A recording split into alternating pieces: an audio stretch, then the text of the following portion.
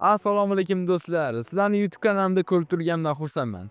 Bu birinchi ilk bor video postim bo'lgani uchun sizlardan qo'llab-quvvatlash, poddeska kutib qolaman. Bugungi video postimiz 2026-yilda yanvarda kutilayotgan S26 Ultra haqida bo'ladi. Bunga qanday yangiliklar qo'shilgan, qanday foydali jihatlari bor, buni hozir yoritib berishga harakat qilaman. Xo'sh, Samsung Galaxy S26 Ultra Android 16 operatsion sistemasiga asoslangan One UI 8 versiyasida chiqishi kutilmoqda.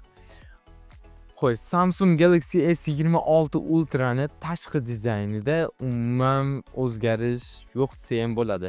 Ya'ni o'zgarish bor, qayerda yaqindagina yozda chiqqan Samsung Galaxy Z Fold 7 ga o'xshash 3 ta kamera linzalari korpusiga avval shaklidagi korpusga ega bo'lib chiqargan. Shundan farqlab olsak bo'lar ekan. U korpusi 4,5 mm, smartfondan 4,5 mm ga chiqib turar ekan. Smartfonning asosiy o'zini qalinligi 7,5 mm bo'lar ekan. Ikkalasini qo'shganda, xo'p, 12,5 mm korpus bo'lar ekan. Xo'p, yonlari yanada yumshoqlashtirilgan, qirralari yanada yumaloqlashtirilgan va qo'lga yoqimli bo'lishi kutilmoqda ekan. Titanium korpusga ega bo'lar ekan, pishiq va ancha-muncha yashirinib ketmaydi ekan. S Pen da qo'llab-quvvatlar ekan, ya'ni o'sha ruchkasi o'sha joyida va o'sha funksiyalarga ega S Pen da qo'llab-quvvatlar ekan.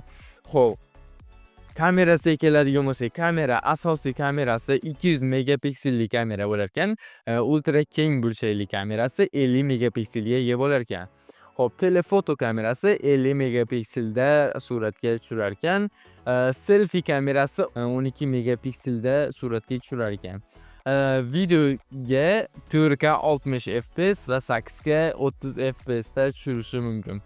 Displeyga keladigan bo'lsak, displey har doimgidek Dynamic AMOLED displeyga ega, 120 Hz tezlanishga ega bo'lar ekan. Lekin displeyga kelganda, displeyda shunday yangi funksiya qo'shilibdi, ya'ni displeyda yangicha yonlashdi, lekin yangilik wow degan narsa emas, lekin bu narsa yangilik bo'ladi. Ya'ni displeyda skriti ekran, ya'ni siz yozishmalaringizni, siz yozayotgan joy vaqtingizda yoningizda odam ko'rmaydi. Xo'p, buni yangilik desak ham bo'ladi. Chunki hali birorta nima qilmadi bu narsani. Samsung fishkalar, ya'ni yangi funksiyalar bo'yicha birinchi o'rindagi smartfon, yetakchi o'rindagi smartfon hisoblanadi.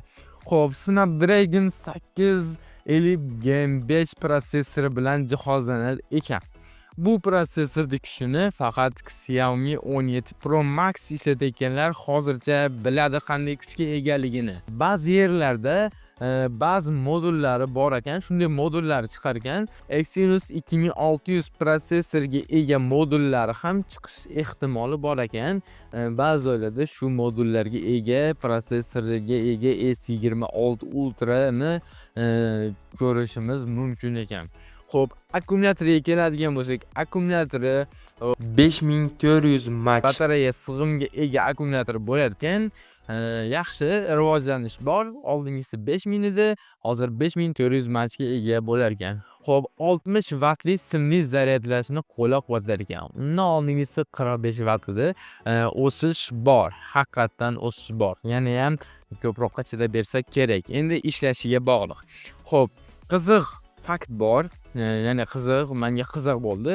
Bu fakt Samsung yangi S26 Ultra'dagi sun'iy qo'shgan va sun'iy intellektni yo'nalishini boshqa yo'nalishga ham qarashga, boshqacha yuklamalardan beribdi. Ya'ni qanday? Batareya va chipiga e'tibor berishdi, ya'ni protsessoriga e'tibor berishdi, o'z sun'iy intellektga yuklabdi. Ya'ni qanday bo'ladi? Batareyangiz zaryad tugayapti, zaryadingiz kam qoldi. O'zidan o'zi sun'iy intellekt ishlatib, sun'iy intellekt uni batareyani quvvat tejashga o'tkazib qo'yar ekan. Avtomatik quvvat tejashga o'tkazib va quvvatingizni siz quvvatlantirganingizgacha harakat qilar ekan yetkazishga. Va chipda nimaga chipga e'tibor bergan? Ya'ni o'sha Snapdragon 850 Gen 5 dek kuchini, misol uchun birorta dasturmi yo ilova o'ynayapsizmi, birorta o'yin o'ynayapsizmi, o'sha o'yinga sun'iy intellekt shu Snapdragon bor kuchini o'sha o'yinga, o'sha o'yinni bor kачествоda qatimasdan zo'r ishlab berishiga yordam berar ekan. Shu funksiyasi lekin menga yoqdi. Shu nimada chiqadi degan mish-mishlar bor. Bunday chiqsa yaxshi bo'lardi, qandaydir o'zgarishlar bo'lar edi.